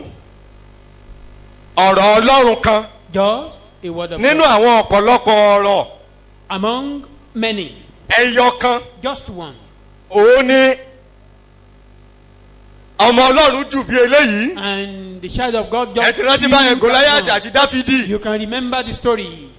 Goliath. Kí ló ṣe? Ó jù ú. He threw the stone. Or Ẹ the má ball. gbàgbé Dáfídì ò ṣe mathematics bí òkúta yẹn ṣe máa rìn. Don't forget, David never calculated how the stone will move. Kò tilẹ̀ fojú sun ibì kankan He did ní not ara rẹ̀. aim anybody, anything, anywhere in his body. Ṣùgbọ́n kí ló ṣe? Ó fi ọ̀rọ̀ yẹn báyìí. He just Ó he waved the word ó jù ú lẹ̀. and released it. Torí ọ̀rọ̀ kan ti ṣáájú wípé Because ìwọ aláìkọlà yìí has gone ahead. lónìí kò ní í dọ̀la. Even today, not tomorrow. À á gbé orí ẹ̀ bẹ́ẹ̀ á fi fẹ́ yọ ojú ọ̀run jẹ. Your head will be displayed for the foul. Ìdà òun náà fẹ́ pa òun. And they use his Ìdà rẹ̀ la fi máa gbórí rẹ̀ sókè that báyìí. your own sword will be used to kill you. Ibi tí ń rin òbò bọ́lọ́ á The tẹ́dá kan ò lè rí náà rí bẹ́ẹ̀ yẹn. unshaded place. Ó wọlé síbẹ̀. And he entered into the place. Ẹ jọ̀ọ́ ṣé Gòláyàtì sì wà láàyè báyìí. Is Goliath still alive? Gòláyàtì yẹn kí ló ṣẹlẹ̀ sí? Ó ṣubú lulẹ̀. He fell down. Eléyìí tó pe rẹ̀ ní Gòláyàtì wájú rẹ̀ náà ó That ṣubú lórúkọ one Jésù. that is calling himself Goliath before you, we fell likewise. Ṣùgbọ́n kinní kan ni o. But one thing, Be conscious of God's presence rí i pé o mọ̀ pé Ọlọ́run wà nítòsí. and take heed to the word. Kò sì kíyèsí ọ̀rọ̀ rẹ̀. You can only overcome O lè borí any forms of fears ìẹ̀rùkẹ́rù by the word. nípasẹ̀ ọ̀rọ̀. Praise the Lord. Ẹ kí hallelujah. And not just ordinary word. Kì í dẹ̀ ṣe ọ̀rọ̀ lásán. The suffering, Ìjìyà, the death, ikú, the ascension, ìgòkèrè ọ̀run. and the sitting down of Christ at God's right hand Àti presently. jíjókòó Jésù Kristì lọ́wọ́ ọ̀tún Ọlọ́run The lọ́wọ́lọ́wọ́. implication, even the blood on the altar. Àti ẹ̀jẹ̀ tó wà lórí. That is what you need to confess, Àwọn nǹkan tá a máa jẹ́wọ́ nìyí. and which you should continue to confess. Tó o sì máa tẹ̀síwájú àti jẹ́wọ́ rẹ̀. By doing that, Nípasẹ̀ ìṣe eléyìí. you move from one victory to the victory. I mean wàá to máa victory lọ in láti Jesus' name. ìṣẹ́gun dé ìṣẹ́gun ní lórúkọ You move Jésù. from one victory to the other in Wàá máa lọ Jesus' láti name. ìṣẹ́gun dé ìṣẹ́gun lórúkọ Jésù. Do not allow anxiety Má jẹ́ to kí make you be insane. má jẹ́ kí àníyàn sọ ọ́ di wèrè. Remember, you are blessed in Christ. Tell yourself, I am Rántí blessed. sọ fúnra rẹ pé o di ẹni ìbùkún I am ni mí. blessed. Ẹni ìbùkún ni mí. I am blessed. Ẹni ìbùkún ni mí. It's a pity my time is gone. Ó ṣe ní láàánú pé mo ti lo àkókò mi lọ́pọ̀lọpọ̀. I am blessed. Ẹni ìbùkún ni mí sẹ́. Ìdí tá a fi tẹkiní yẹn sójú fọ́nrán jọ kọ sílẹ̀ kó lọ That kọ is the dáadáa. purpose of displaying that thing. Eléyìí tó jẹ́ And kókó ń write it bẹ̀ down. òun ni a ti sọ láàárọ̀ yìí. We've mentioned the most important ones. They, ọkàn though tèmi they are gan all important. ọkàn tèmi gan balẹ̀ báyìí. I'm settled. torí àyà mi gan kún tẹ́lẹ̀tẹ́lẹ̀ ní Because- sángẹ́lì ènìyàn ni mí. I was a bit disturbed before because I'm not an angel. ènìyàn tó sì ń jẹ̀bà nínú aginjù yìí lọ́wọ́lọ́wọ́. A man that still eat food in this wilderness Ṣùgbọ́n ní of the ìsinsìnyí- world. But now, mo lè dojúkọ ọjọ́ ọ̀la. I can confront I can face tomorrow. I can face tomorrow. mo lè dojúkọ ọjọ́ ọ̀la. I can face tomorrow. kí nìdí? Why? torí mo ti di ọmọ ọlọ́run. Because I'm now a child ara ilé ọlọ́run ni mí. and household of a ti rà God. mí ní iye kan. I've been redeemed by a price. ọlọ́run pa jésù torí ti tèmi. God slaughtered his only begotten son for jésù my dẹ́ sake. ẹ̀yẹ. And ó gbé Jesus dìde lived. ọlọ́run gbé jésù dìde torí ti God tèmi. raised him for my sake. nítorí náà mo lè dojúkọ ọjọ́ ọ̀la. Therefore, I can face tomorrow. ọ̀la ṣùọ̀ fún mi. My tomorrow is Ìwọ sure. ńkọ́? What about you? daddy great sọ́la ṣùọ̀ fún yín. Is tomorrow Eh? sure for you? ìyá ìbejì sọ́la ṣùọ̀ fún yín. Is tomorrow sure for you? ọ̀la ṣùọ̀ fún mi báyìí. My future is sure. mọ́mọ́ fi mi ṣeré o. Don't play with it. atawẹ́rẹ́ tí ò ṣe fi ṣeré ni o. As more prepared as you cannot just play with torí it. pé a ti kó ẹrù mi lọ. My fear is gone. ẹrù mi ti lọ. Fear is gone. I can face tomorrow. Mo lè dojúkọ ọ̀la. I can face anything. Mo lè dojúkọ ohunkóhun. dídé lórí ẹsẹ̀ rẹ kó jọ́sìn bẹ́ẹ̀ lórúkọ Rise up jésù. on your feet. Rise up on your feet and worship God. Tomorrow, because Our faith is gone because I know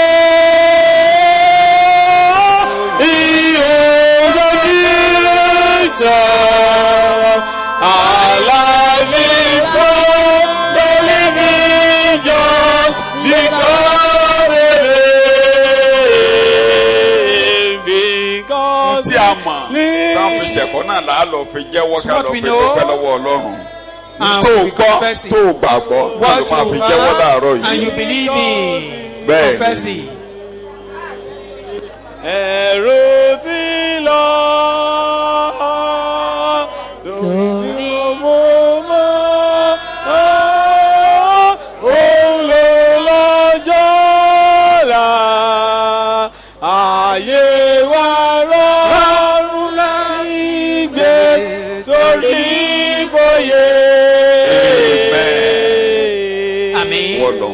We use Isaiah it. chapter It's a 43 confession. Isaiah chapter 43. kọ́kọ́rọ́ tó ń tẹnu mọ́ ṣá lábẹ́ ẹ̀kọ́ The yẹn key nìyẹn. that the preacher emphasized kẹ́yìn on. náà dẹ̀ máa tẹnu mọ́ And nínú for ìrìn you àjò. to emphasize on it, Ìdí á máa I love já your journey. wàhálà máa já ṣùgbọ́n a ti fi ẹ̀mí ẹnìkan dípò ẹ̀mí rẹ̀. The spirit of a ẹ̀ka particular ẹsẹ̀ person has kẹrin been síta used to as a substitute for ẹsẹ̀ your own kẹrin life. 43:4. Because you are precious in my sight, mo ṣe pàtàkì níwájú ọlọ́run.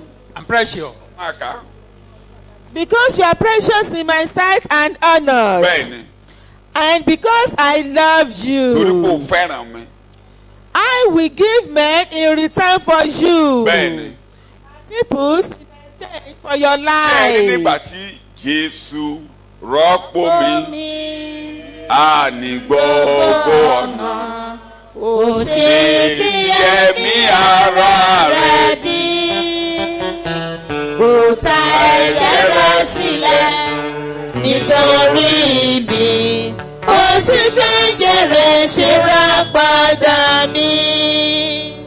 kókó tó ń gbé wa ró tó ń gbé wa rìn ni pé The point mo máa ń that tẹnu is mọ́ propelling us. sọ bẹ́ẹ̀ I ìyá do mi emphasize. parí Tell Ìyá mi yourself, parí. my sovereign end. jẹ́rìí pọ́ńdìtẹ̀ If they conspire wọ́n ti together, dìtẹ̀ mẹ́nìkan they wọn ò lè conspire dìtẹ̀ mọ́ mi against mọ́ someone ahead of me or before. Wọ́n They rojọ́. cannot conspire against me.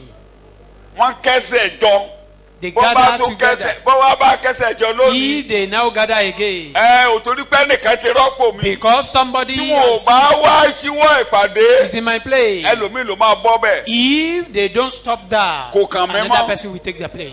I'm less mo concerned ní about kò that. ṣe. It's none of my tẹ́ business. ẹ bá ń gbọ́ kán máa ó ti kọ́ ṣẹ̀mọ̀ ojú ọ̀nà bí táwọn ọmọ mi gbà kọjá lánàá yẹn báyìí. Where ṣé ẹ the rò pé past wọn ò 2 gbé àwọn years. èèyàn níbẹ̀ ni. Do you think they don't kidnap ẹ some dá mi lò ṣé people? wọn ò gbé èèyàn bẹ́ẹ̀ lánàá. ọgbẹ́ lòmíì kò They kàn mí kidnap some people. kí mo ní kò ṣe. ìgbà tó bá yálẹ̀ ẹ máa gbọ́ wọ́n gbé èèyàn lánàá níbẹ̀ yẹn. They kidnap some people. ṣùgbọ́n kò kàn mí. But we are not part of torí them. Jésù ti rọ́pò mi. ta ló rọ́pò mi. Because Jesus is used as substitute. ta ló rọ́pò mi. Jesus has taken my place. ṣé ẹ rò pé kòró ò pààyàn báyìí. Do you think Kò kàn coronavirus mí. didn't kill people? Mo ní kò Because ṣe. you are less concerned. ẹnìkan ti dípò mi. Somebody is a substitute. ìyẹn là á fi jẹ́wọ́ That ó wá is what kẹsẹ̀ we kan used to lórí confess. ẹsẹ̀ pé Jésù ti dípò mi ní That gbogbo ọ̀nà. Jesus has taken my ó place in fi ẹ̀mí every rẹ̀ way. rọ́pò mi. He has substituted his own life mi for my ò ní life. jìyà ẹ̀ṣẹ̀ I will mọ́. not suffer for any sin. ìdájọ́ ò ní kọjá So sórí the ayé mi judgment will mọ́. never descend on my life. èèyàn búburú ò lágbára lórí ayé mi Evil people mọ́. has no power over my life. èèyàn búburú ò lágbára lórí ayé Wicked mi people mọ́. has no power over my olùfisùn ò life. lè jẹ́ lórí ọ̀rọ̀ mi An mọ́. accuser cannot mo win over my bọ́ case. mo bọ́ I'm free. mo bọ́ lọ́wọ́ ìdìtẹ̀. I'm free from mo bọ́ conflict. lọ́wọ́ ìpàdé képàdé. Free from every wọ́n counsel. kẹsẹ̀ jọ òfo náà máa mú lórí ọ̀rọ̀ If mi. they gather together, Ẹnìkan you ti will rọ́pò obey. mi.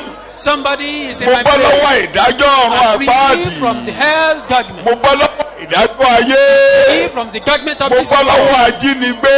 Free from mo kidnappers. bọ́ lọ́wọ́ ẹnikẹ́ni láyé. Anyone in this world. èèyàn búburú ò lè jẹ́ lórí mi mọ́ That people o. cannot succeed wọn ò over lè my ráyè life. lórí ọ̀rọ̀ mi They mọ́. cannot have chance over my life. Olúwa wa. Jesus' fẹlẹ name, èkó our bàbá Lord, we pray. bólọ ọwọ́ ọ̀tá lẹ̀mí rẹ wà. In whose hands is ẹnìkan your lè life? jagbà. Can somebody hijack your life? mo níyè. I have mo life, níyè ayérayé. eternal life. mo níyè ayérayé. I have eternal ẹ̀mí mi life. ń bẹ lọ́wọ́ ìwọ My Jésù life is in the olùgbàlà. hand of Jesus. mo bọ́ lọ́wọ́ ìparun. I'm free from mo destruction. bọ́ lọ́wọ́ ọ̀run àpáàdì. Free from hell. mo bọ́. I'm free. mo bọ́. Freedom. mo bọ́. Freedom. Olúwa ò ṣe o. Thank you, O Lord. Jésù Kristi Olúwa wa ní agbára. In Jesus' name, our Lord, we jókòó pray. Sit kí n down. parí ẹ̀. Let me end this. Hébérù orí ìkẹtàlá Hebrew 13, ẹsẹ̀ ìkarùn-ún àti ìkẹfà tí ẹ bá rí ní verse 5. New Living Translation, New International Version, maybe Amplified Bible can expatiate, I don't know, or any other translation. You can read it in Yoruba. Hebrews chapter 13, verse 5, verse 6. kí ọkàn yín kí ó má ṣe fà sí ìfẹ́ owó. Mi ò fẹ́ sọ yẹn láàárọ̀ yìí. Let your character Mú ojú kòkòrò kú ọ̀nà ìrìn àjò rẹ. Take away covetousness from your journey. kí ohun tí ẹ From ní your kí ó life. tó yín. Mú ìlépa ọ̀rọ̀ kú ọ̀nà ọkàn rẹ, nú èrò rẹ. Pursuing Mú yẹn kúrò of nú ètò wealth. ayé rẹ. Take it away from your life. Mú yẹn kúrò nú ètò ayé rẹ. Delete it from your Ọlọ́run ló ń life. fúnni lóhun gbogbo láti. It's God that gives us Abẹ́ all ìgbẹ́dẹ̀ yẹn things to lẹ́ẹ̀kan. you. Ó ní there is nothing to be afraid of, to Ó ní fear. à nílò láti bẹ̀rù ohunkóhun. N tẹ́ ń bẹ̀rù lánàá ọ̀pọ̀lọpọ̀ nǹkan tẹ́ ń bẹ̀rù ṣé ó rí bẹ́ẹ̀? What majority of us Tó ń are jà wá afraid láyà of pé yesteryears, ṣé màá lè ṣe kínní? Ṣé ó rí they bẹ́ẹ̀ nígbà eventually tẹ́ come débẹ̀ to kò pass. sí bẹ́ẹ̀? they were not there. Tó ń kó bá ti mú ọkàn ọ̀rọ̀ ọkàn mi ò lóò ní nǹkan I'm wà not ní saying you nǹkan will not have, ṣùgbọ́n ta ló ń fúnni láti lò. but it's Ọlọ́run. God that do give. Yorùbá gan kọ́ wa níjọ́sí pé Even according to gidigidi ò one mọ́lá Yoruba parable, ká ṣiṣẹ́ bí ẹrú kò ṣe kéne. kò dá nǹkan. that your struggle cannot make you rich. Ọlọ́run ló ń gbé ni. Even walking Ìyẹn ò as ní a ká slave ṣọ̀lẹ. does not Ìyẹn ò ní ká enrich ṣọ̀lẹ. you. Yọ That yẹn doesn't kúrò mean you láyà should be rẹ̀. lazy. Yọ kúrò pátápátá. But remove Yọ that kúrò. one. Remove Yọ it. kúrò if not bí èdè ọmọ mi Pastor Samuel wàá yọké. Like the language of one of our pastors here, you become Wàá kàn hunchback. yọké. Bíbélì rẹ̀ ń kà. nítorí ohun tìkára rẹ̀ ti wí pé Bí tí mo èmi kò lọ. jẹ́ fi ọ́ sílẹ̀. Òun ti ká lára rẹ̀. He himself. Sọ òyìnbó sí mi. For if God himself has said, Yes. I will not in any way fail you, I will not fail you. mi ò bẹ́ẹ̀ ni ní èmi kù kò ọ́ jẹ́ lọ́nà. kọ̀ ọ́ sílẹ̀. ẹsẹ̀ bíbélì kan ní I will not run away. A particular Bible verse Translation pé òun ò ní sá not lọ. only forsaking you Kì í I ṣe- will run away. mi ò ní pa ọ́ tó tì kú bá nìkan dé kọ́, mi ò ní mo dé sá. pẹ̀lú rẹ. And if you are in bébí the bá ń battle, para I am àlù with mi ò you. ní fi ọ. Even when people are Now suffering give you hunger, help. I will not leave you. And Ọlọ́run ò ní fi mí lẹ̀. not leave you without ò ní support. kọ̀ mí You will lẹ̀. not forsake me. ò ní sá fún mi. You will not run away from nínú me. wàhálà kí wàhálà ò ní sá In fún mi. any challenge, ò ní sá fún mi níbikíbi. you will not run away from me. ò sá fún mi rí. You've never run tó bá ti away. sá fún ọ rí kó sọ. If ò sá fún mi rí o bàbá. You've never run away ò from me. dẹ̀ ní sá fún And you mi. will not. Jésù Olúwa wa. Amen. Jesus. Wá ibi tá a parí ẹ̀sìn orí ẹsẹ̀ ló tẹ máa ka ẹsẹ̀ yẹn fúnra rẹ̀ níwájú Yóò rí. Ọlọ́run. Nítorí náà la lè fi gbóyà sọ wípé nítorí náà ni àwa ṣe ń fi ìgboyà wípé bẹ́ẹ̀ ni olúwa ni olùrànlọ́wọ́ mi Bẹ́ẹ̀ni. èmi kì yóò bẹ̀rù kí lè sọyìn ènìyàn lè bú ṣe ẹ̀ sí mi. orí ẹsẹ̀ ló tẹ So we máa. take comfort and are encouraged and confidently and boldly say, Yes. the Lord is my helper. Bẹ́ẹ̀ni. I will not be seized with alarm. N tó bá wù kó máa dẹ́rù ní gbòòrò téèyàn lè máa jáyàjá ni Let Olúwa God ní ta ni be o. God. Lórí ẹsẹ̀ rẹ̀ Olúwa ní olùrànlọ́wọ́ mi. Is my helper. Olúwa ní olùrànlọ́wọ́ mi. God is my Èèyàn lè helper. ṣe ohun tó wù ú. Man can do whatever A they lè like. pariwo. They can make A lè noise. tàbọn. They can shoot. A lè ṣe ohun tó wù They can do wọ́n. whatever they Mo like. lè fi gbóyà sọ pé Olúwa ní olùrànlọ́wọ́ I can mi. boldly say, Torí Olúwa ò God ní is my sá fún mi. helper. Because he Kò will not ní run sá away. fún mi, kò ní fi mí lẹ̀. He will not run away from me, nor forsaking me. Gbogbo ọkàn ni mo lè fi sọ pé òun ní olùrànlọ́wọ́ I mi. can say with all my heart that he is my helper.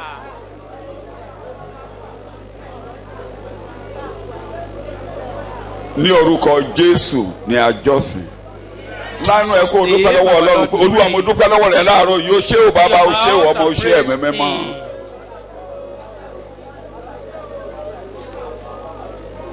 Father, we thank you. agbórúkọ yín ga What's your Ọlọ́run name? ẹ ń sọ fún wa lóòrèkóòrè Told pé ẹ us wà every nípa time that tiwa you are on our side. pé ẹ wà pẹ̀lú wa You are with us. ẹ ń sọ fún wa nínú You are telling ọ̀rọ̀ us in your word. ẹ tún ń sọ fún wa nínú ìrírí Lord, in your experience. bẹ́ẹ̀ nígbà tá a bá tún wà tó a tún wọnú wàhálà yẹn gan ẹ tún ń darapọ̀ pẹ̀lú wa pé ẹ wà pẹ̀lú wa. with us. ẹsẹ̀ bíbélì ni The verse of the Bible. ó ní bí èmi tilẹ̀ rìn láàrin I'm walking àfonífojì The valley of the shadow of death. òjìji ikú èmi kì yóò bẹ̀rù ibikíbi. Any evil. ìdí tí mi ò fi ní bẹ̀rù ni wípé olúwa wà pẹ̀lú God mi is on my side. a dúpẹ́ lọ́wọ́ yín Thank God pé ẹ wà pẹ̀lú wa that you are with us. lórúkọ jésù olúwa gba ọpẹ́ wa. ìránṣẹ́ yìí tẹ́ ẹ wá lò Your fún wa servant lówùúrọ̀ has used yìí for us this morning. afẹ́kẹ́ gbọ́wọ́lé We wọn want you to lay your hand on him. afẹ́kẹ́ tú wọn kí o We want you to strengthen him. lórúkọ jésù olúwa wá ṣe bẹ́ẹ̀ o afẹ́kẹ́ tún sọ agbára wọn di We ọ̀tun want you to renew his power. afẹ́ máa gbádùn wọn We want to síwájú be sí enjoying i. him more and more. lórúkọ jésù kristi olúwa wá ṣe bẹ́ẹ̀. lónìí Today, a ti di alábùkún fún o blessed one. àwa ń lọ nínú We are ìbùkún going yìí in ẹlẹ́dàá that blessing, God. ní orúkọ jésù bí a bá rí ohunkóhun tó fẹ́ kóra àwọn jọ lójú ọ̀nà wa torí pé ìwọ ọlọ́run wà pẹ̀lú wa lórúkọ jésù kan máa túká níwájú wa ìbá ní ènìyàn Is either a woman being ìbá jẹ́ èṣù or devil? lórúkọ jésù kristi kan máa túká níwájú wa. ìdí tí wọ́n fi máa túká ni pé ìwọ ọlọ́run wà pẹ̀lú wa That you are in our bí o lè fi wá sílẹ̀ o wà nínú ìrìn àjò pẹ̀lú wa journey with us. lórúkọ jésù kristi kan máa túká níwájú wa. a ti gba okun We have received strength. a ti gba agbára We nínú have ẹ̀mí received powers. a ò ní láti bẹ̀rù kò sí èrù mọ́ ẹ̀mí ìsọdọmọ lágbà Spirit of adoption. ẹ̀mí ìsọdọmọ ti wọlé. lórúkọ jésù a ó máa lọ pẹ̀lú ìgboyà a ó máa ṣẹ́gun pẹ̀lú ìgboyà a ó máa padà wá láti mú ẹ̀rí wá bẹ́ẹ̀ ló máa rí ìjẹ́ orí ọ̀fẹ́ jésù kristi olúwa wa ìfẹ́ ti ọlọ́run ìdàgbàsókè ìdàpọ̀ ti ẹ̀mí mímọ́ kó máa bá wa lọ. Amen.